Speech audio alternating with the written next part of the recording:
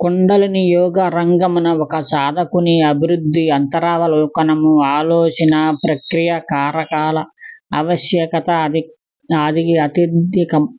ఆలోచనను జాగ్రత్త స్థితిలో ఉంచి జయప్రదంగా పనిచేసిన సాధకుడు ఉన్నత స్థానమునకు చేరగలడు. అక్కడి నుండి ఉన్నత స్థాయి జ్ఞానమును మరియు స్వయము పురోభివృద్ధిని సాధించగలడు.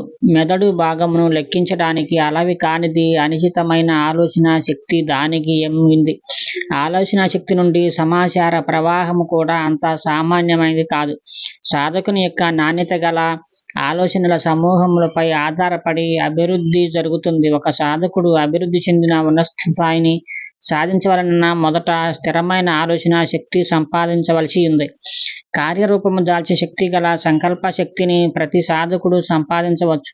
దానికి దృఢమైన నిర్ణయము, విశ్వాసము, సమర్పణా భావము, నిజాయితీ లక్షణములతో అభ్యాసము చేయవలసి ఉంటుంది. ఇట్టి సంకల్ప శక్తి ఆలోచనను నియంత్రణ చేయటానికి సహాయపడుతుంది. తన క్రియాశీలతను వ్యక్తపరచుటకు ఆలోచన శక్తి అదనముగా సంకల్ప శక్తి యొక్క పనికి ధ్యాన సహితమైన ఏకాగ్రత అవసరం.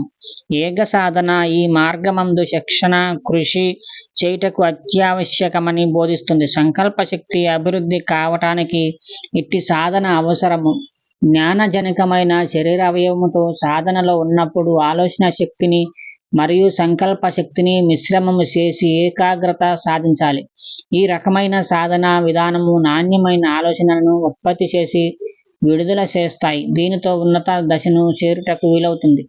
ప్రతి సాధకుడు తన యొక్క తీక్షణమైన శక్తిని వినియోగించుటకు క్రియాశీలతతో నడుచుకుని తనంతకు తానుగా ఆలోచన శక్తిని నియంత్రించగలడు. నిరంతర అభ్యాసంతో నిర్జీత సమయాన్ని ఖచ్చితంగా పాటిస్తూ ముందుకు సాగిన ఆలోచన శక్తిని మరియు సంకల్ప శక్తిని పెంచవచ్చు.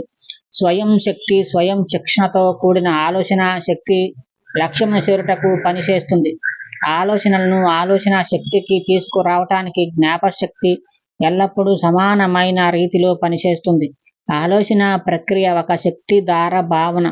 సాధన కాలంలో ఇది ఒక ఏకాగ్రతగా పనిచేస్తుంది. తన యొక్క పరిసరాలను గురించిన అవగాహన, ఆలోచన ఏమీ ఉండవు. ఇది ఒక రకమైన భావన. ఒక నిర్జీత సమయంలో ఇది ఒక సాధకుని యొక్క నిర్ణీత విలక్షణము.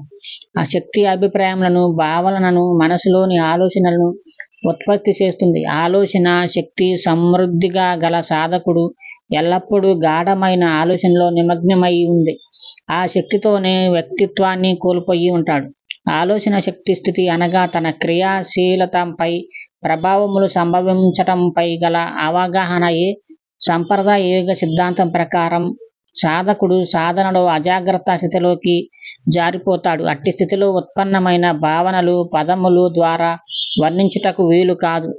కానీ నూతన యోగమందు సాధకుడు సంపూర్ణ జాగ్రత్తావస్థలోనే ఆలోచన శక్తిని ఉత్పత్తి చేస్తాడు.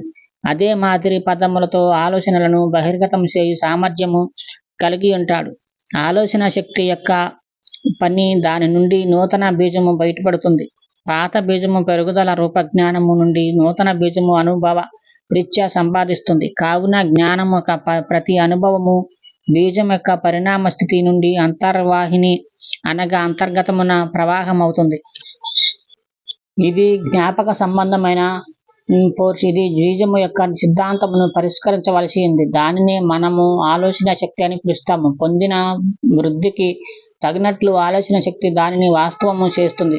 ఈ మాదిరి ఇంద్రియజన్యమైన జ్ఞానమును ప్రదర్శించు శక్తి బీజమునకు ఉంది. ఈ ప్రకారము బీజమును ఒక ఆలోచన శక్తిగా తీసుకుని దాని యొక్క వాస్తవ మానసికమైన భావములను కనుగొనవలెను. బీజం నుండి జ్ఞానమును పొందిన తర్వాత ఇది ఉన్నత లెవెల్ పరిమితుల వరకు పెరుగుతుంది. బీజము సృష్టి పరిణామ రహస్య దశలను అర్థం చేసుకుని శక్తి బీజము రూపొందడం అనుభవ జ్ఞానం కలిగి ఉంది. దీని నుండి మనము ప్రస్తుత దశకు చేరాం.